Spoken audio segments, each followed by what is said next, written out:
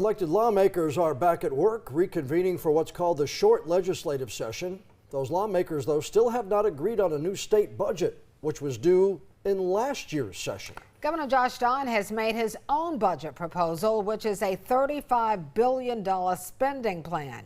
WECT's J.C. Caldwell joining us now with the details of that proposal. J.C., a big focus of his budget is on education. Yeah, Fran, his recommended budget invests nearly $2.3 billion to support educators.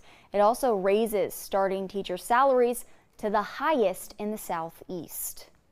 The budget addresses another hot topic in our state as well, the cost and limited availability when it comes to child care.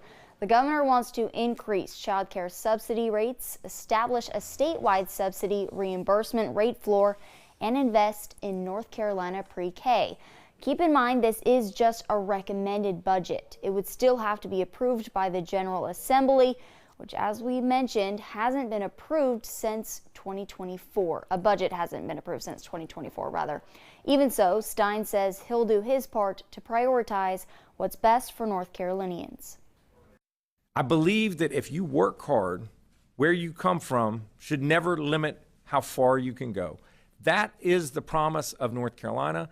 Delivering on that promise is what drives me as your governor. Delivering on that promise is what this budget is all about.